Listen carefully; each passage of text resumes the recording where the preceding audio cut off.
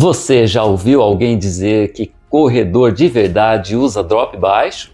Ou que tênis com drop alto atrapalha a mecânica da corrida?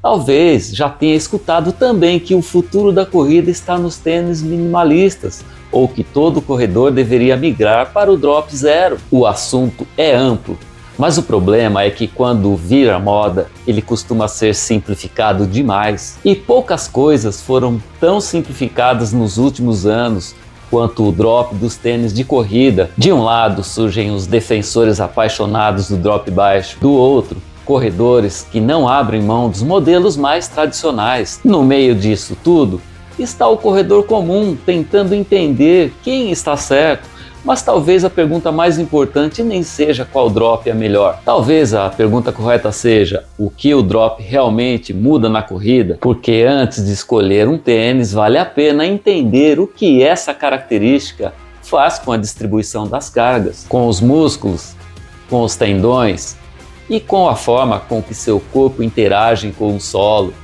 E é exatamente sobre isso que vamos conversar hoje. Antes de qualquer coisa, vamos esclarecer o conceito. Drop é simplesmente a diferença de altura entre o calcanhar e o antepé do tênis. Se um tênis possui altura de 30 mm no calcanhar e 20 mm no antepé, ele possui 10 mm de drop. Se possui 28 mm atrás, 22 mm na frente, ele tem 6 mm de drop. E se possui a mesma altura nas duas regiões, possui drop zero. A definição é simples, mas os efeitos biomecânicos não são, porque essa diferença de altura altera a posição inicial do pé dentro do tênis. E quando você muda a posição inicial de uma estrutura, muda também a forma como as forças são distribuídas ao longo do movimento. Aqui está talvez a ideia mais importante de todo o vídeo. Muita gente pode entender o drop como se fosse algo capaz de criar ou eliminar impacto, mas não é isso que acontece. O drop não cria carga, o drop não destrói carga, o drop redistribui carga. Pense numa gangorra. Quando você altera a altura de um dos lados, não cria peso novo, mas muda a forma como as forças são distribuídas, inclusive no outro lado. Com mudanças no drop acontece algo parecido. As cargas da corrida continuam existindo, o impacto continua existindo. O que muda é a forma como determinadas estruturas participam da absorção e do gerenciamento dessas forças. E isso muda bastante a conversa, porque deixa de existir um tênis universalmente melhor e passa a existir um tênis que pode ser mais ou menos adequado para determinado corredor e determinado momento. Durante décadas, a maior parte dos tênis de corrida utilizou drop relativamente altos, algo em torno de 8 mm, 10 ou 12 mm. Isso não aconteceu por acaso. O drop mais elevado tende a colocar tornozelo e panturrilha em uma posição menos exigente. Isso pode reduzir parte da demanda sobre estruturas como o tendão de Aquiles, complexo da panturrilha e cadeia posterior da perna. Por isso, muitos corredores sentem uma adaptação mais fácil aos modelos tradicionais, especialmente os iniciantes, os corredores mais pesados, pessoas com pouca mobilidade de tornozelo e indivíduos com histórico de problemas no Aquiles. Mas atenção! Isso não significa que o drop alto seja melhor, significa apenas que ele distribui a carga de maneira diferente. Quando reduzimos o drop, algumas coisas mudam. O tornozelo passa a participar mais do movimento, a panturrilha tende a trabalhar mais, o tendão de Aquiles tende a receber mais demanda. Em outras palavras, algumas estruturas passam a assumir uma parcela maior do trabalho. Isso pode trazer vantagens, mas também exige adaptação, porque toda vantagem biomecânica tem um custo. O corredor ganha determinados estímulos, mas precisa estar preparado para absorvê-los. É por isso que algumas pessoas adoram drops baixos, outras não se adaptam tão facilmente e no final não existe mágica, existe adaptação. Talvez uma das coisas mais curiosas no mundo da corrida seja a necessidade de algumas pessoas têm de transformar preferências em verdades universais. Já vimos isso com métodos de treino, cadência, musculação, alimentação e também aconteceu com o drop. De repente surgiram discursos como corredor evoluído usa drop baixo, Ou drop alto é ultrapassado, todo mundo deveria correr com drop zero, mas a mecânica humana não funciona assim, porque cada corpo possui histórico diferente, força diferente, mobilidade diferente, experiência diferente, adaptação diferente. O que funciona maravilhosamente para um corredor pode ser uma péssima escolha para outro, e vice-versa. E existiria um potencial lesivo? Sim, mas não da forma como muitas pessoas imaginam. O potencial lesivo do drop não é absoluto. Não existe um drop universalmente perigoso.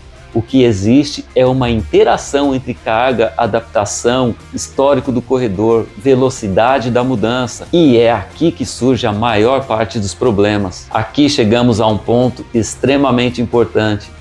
Muitas vezes o corredor culpa o drop, quando na verdade deveria culpar a transição. Imagine alguém que passou anos correndo com 10 mm, 12 ou 8 mm de drop e de repente resolve migrar para um modelo de 4 mm, 2 mm ou 0. O corpo recebe uma demanda diferente, a panturrilha recebe uma demanda diferente, o tendão de Aquiles e a fáscia plantar recebem uma demanda diferente. Se essa mudança acontece rápido demais, surgem os problemas e aí o corredor conclui: esse drop não funciona, quando muitas vezes o que não funcionou foi a forma da transição. Agora existe maior demanda sobre panturrilha, sólio, tendão de Aquiles, fáscia plantar, estruturas do pé, e essas estruturas ainda não tiveram tempo suficiente para se adaptarem. E é aí que frequentemente aparecem tendinopatias, dores na panturrilha, sobrecargas plantares, irritações no Aquiles e até fraturas por estresse em alguns casos. Perceba uma coisa, o problema não foi o drop, o problema foi a velocidade da mudança. Se você assistiu aos 2 vídeos anteriores dessa série, talvez perceba um padrão. No vídeo sobre pisos, vimos que o corpo se adapta ao terreno habitual. No vídeo sobre absorção de impacto, vimos que músculos, tendões e ossos se adaptam às cargas que recebem. Aqui acontece exatamente a mesma coisa. O corpo é extremamente adaptável, mas adaptações exigem tempo. O problema geralmente não é o estímulo, o problema costuma ser a velocidade com que ele é introduzido. A panturrilha e o Aquiles merecem atenção especial, porque são provavelmente os que mais sentem alterações significativas de drop. A panturrilha funciona fortemente para absorver e gerar força.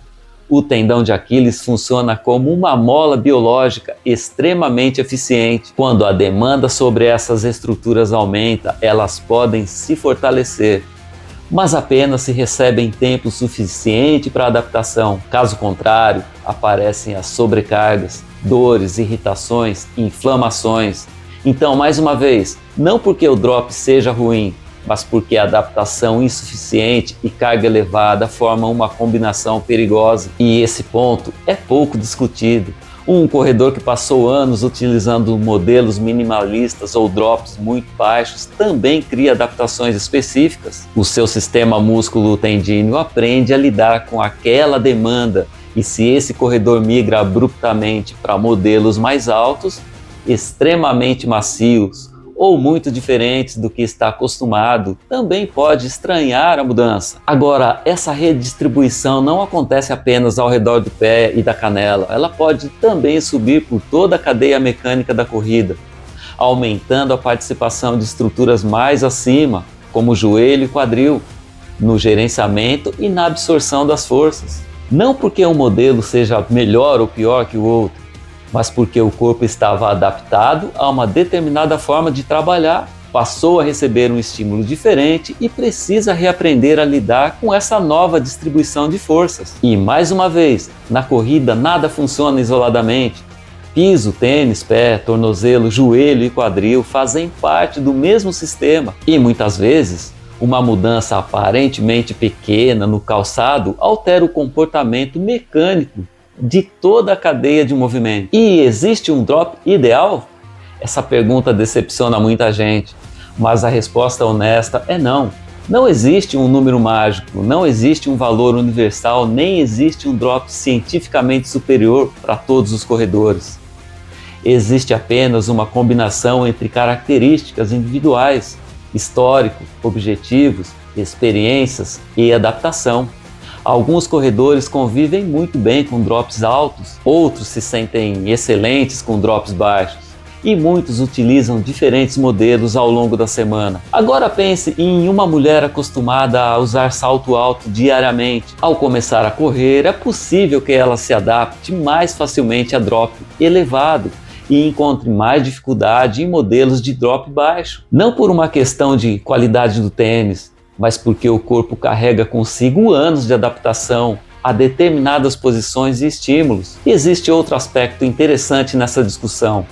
O mercado gosta muito de mensagens simples, porque elas vendem. Então surgem frases como natural é melhor, mais amortecimento é melhor, drop baixo é melhor, minimalista é melhor. E sobre os tênis minimalistas, esse é um assunto tão interessante que merece um vídeo próprio. Afinal, poucas tendências provocaram tantas discussões sobre biomecânica, técnica de corrida e prevenção de lesões quanto o movimento minimalista. E voltando, o problema é que a ciência não conseguiu demonstrar de forma consistente que um determinado drop previne lesões para todos os corredores. Isso é importante porque muitas propagandas transformam hipóteses em certezas e o corpo humano não costuma respeitar esse tipo de simplificação. A biomecânica gosta de contexto, gosta de individualidade, gosta de adaptação. Aqui existe uma ligação interessante com o que falamos no vídeo anterior.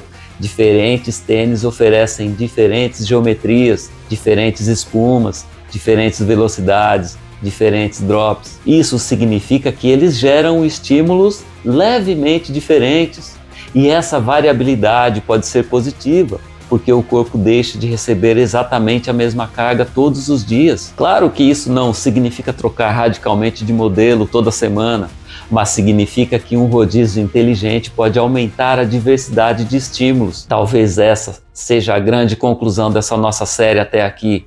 O corpo humano não gosta de mudanças bruscas, mas gosta muito de desafios progressivos. Foi assim que aprendemos nos vídeos anteriores sobre impactos, sobre pisos, sobre absorção de carga.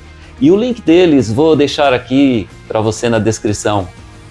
E continua sendo verdade quando falamos de tênis. O corpo humano é incrivelmente adaptável, mas ele precisa de tempo. Quando respeitamos esse tempo, as estruturas se fortalecem. Quando ignoramos esse tempo, os problemas aparecem. Talvez a pergunta mais importante nunca tenha sido qual é o melhor drop. Talvez a pergunta correta seja qual é o drop para o qual meu corpo está preparado hoje? Porque drop não é uma nota de qualidade, não é um selo de evolução, não é uma certificação de corredor avançado. Ele é apenas uma característica do tênis que altera a distribuição das forças durante a corrida. E entender isso muda completamente a conversa. No fim das contas, o que costuma determinar o sucesso não é o número que aparece na ficha técnica do tênis, é a combinação entre escolha adequada, adaptação progressiva, fortalecimento, paciência e respeito ao próprio corpo. Porque na corrida, assim como em tantas outras áreas da vida, o problema raramente está na ferramenta. O problema quase sempre está na velocidade com que tentamos nos adaptar a ela. E talvez essa seja uma das lições mais importantes de toda essa série de biomecânica aplicada à corrida. Se você gostou desse vídeo, deixe o seu like e já sabe, né? Se inscreve no canal e bons treinos!